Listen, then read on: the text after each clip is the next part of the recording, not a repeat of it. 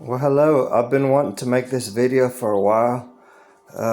I've been hatching different eggs for about a year, and I have ended up with 4 different incubators. And so today I'd like to discuss the particular incubators and different features and stuff, and also how I've gotten the highest success rate of hatching chickens, ducks, geese, and turkeys. So I started off with this incubator right here. Uh, I've seen a lot of them on Amazon. There's the exact same incubator, but it doesn't say smart incubator. But it's the same one. Problem with this one, this is the one I started off with, and it works very, very good. But it has an automatic turner. This is the piece right here for the turner, and it's got a motor that's built in the top of this. And if you read all the reviews, they all say that motor fails, and that was correct. It failed after using the incubator probably 2 or 3 times, and I was gonna get rid of it, and then I ended up keeping it. But the thing is, you have to turn the eggs by hand. So the actual tray works pretty good if you pull out the part underneath here.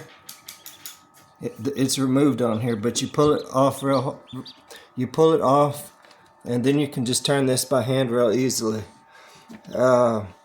So the reason why I use this one now is sometimes I have eggs that maybe I have a turkey, and it'll give me an egg maybe every other day or every 2 days or so. So I'll put it in, I'll write the date on the egg, and then I'll put it in one of the other incubators. And whenever it's due to hatch, I'll move it into this incubator here.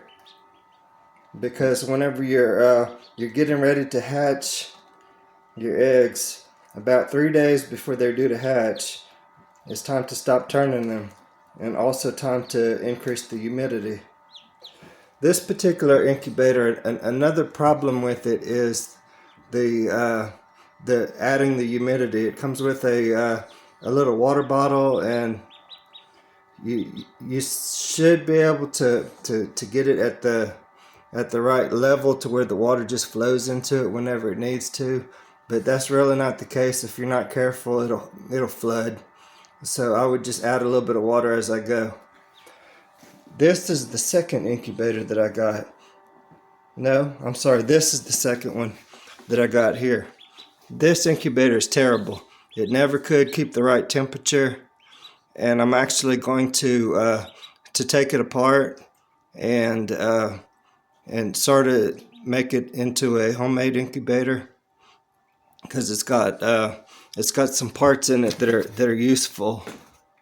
But it never would keep a temperature. It's got a egg turner, a real nice one,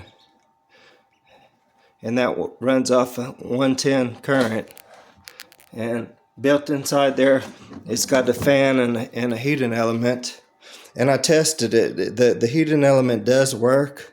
It just doesn't keep a good temperature. So I'm gonna rewire it and use the wafer type of thermostat, and it'll keep a very accurate temperature. This is the same thermostat that's used in commercial brooders. So after that didn't work, I started getting a bunch of duck eggs. So I needed a good incubator, and I looked at this one on Amazon, and this one has been very good. It was a lot cheaper whenever I bought it, like $30. This one now sells for like $70. Just the price of it skyrocketed. So and here's another thing about whenever you're wanting to hatch eggs and stuff like that, it talks about humidity. Well, the first time I tried hatching eggs, maybe one of them hatched. The problem was the humidity. Just about everybody tells you that you need all this high humidity. This this shows the humidity right here, 29% humidity, and there's no water in this thing. About 3 days before they're due to hatch, I'm gonna crank up the humidity to 70, 75, 80, so whatever it'll go up to, and I'm not gonna have any problems because I've hatched a lot of eggs from this. It's called dry incubation. Another feature of this one is that it's got its own little pump here for the humidity. So you just put it in a little glass of water, and it'll automatically feed water into it. One of the problems is that the little plug here that attaches to it, the same plug that charges a lot of phones, Android, if you plug it in one direction, it'll instead of pumping it into it, it'll go opposite. So you have to unplug it and flip it over and plug it back in, and then it should work. Another good feature about this one is you can plug it into a battery. We had some bad winter weather, and I was concerned about losing electricity, so I had the battery ready. And the instructions also talked about this, the turner right here, to unplug it. And then if you look in the comments, a lot of people made complaints that they couldn't unplug it. There's no need to unplug it. Whenever it's time to stop turning the eggs, just take out the tray. It's that simple. And this one right here is the newest one. It's got similar features. It's got, you add the water right there, and this one you can get more than one size tray. That's the reason why I ordered that one, because this is the tray that it comes with. But I have some goose eggs that I want to hatch, and that tray is not big enough for goose eggs. So I did order a second tray, and you can find the trays on Amazon, and it's they're pretty easy to get to. Anyway, I had some eggs. I got 6 of them left to hatch, duck eggs, and these, here they are.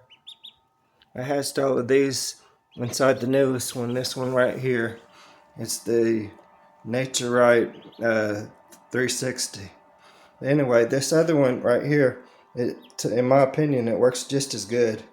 But if I could have got a different tray that takes larger eggs, I probably wouldn't have bought this one, because this one sells for about 180, and I actually bought this one for about 30 bucks on Amazon. But like I said, the price went up just like tremendously. Another thing to be careful about with this one is the actual tray, that it's in the right, that it's set right, because if it will fit in there and not mesh up with the motor, and it will not turn.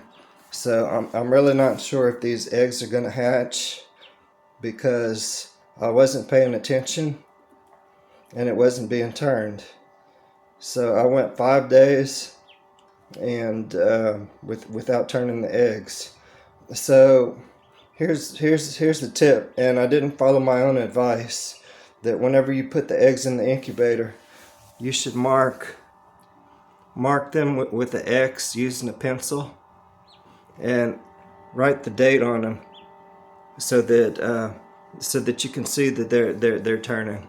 And then, like I said, sometimes you might have a situation where you have a bird that only gives you like one egg every day or every couple of days, and you like to try to hatch all of them. So for chickens, it takes 21 days for a chicken to hatch. 3 days before that, you stop turning them. So at the 3-day mark, if you have eggs that are, let's say, uh, they're every 3 days you get uh, an egg. So that one egg is going to be due to hatch. So you put it in the incubator by itself, and then 3 days later you get the other egg that's due to hatch, and you put it in. And anyway, that's a good way to build up the flock. Whenever you have like maybe 2 hens and 1 rooster. Anyway, I've had a lot of luck hatching ducks. Ducks are a little bit different. They take 28 days to hatch. After day 25, that's whenever I crank up the humidity, and I leave the humidity at our regular. I don't add water to it until 3 days before they're due to hatch. So you see this one, the humidity versus 82. I put the water in this one. Let's see, what else can I think of to tell you. I think that's about it.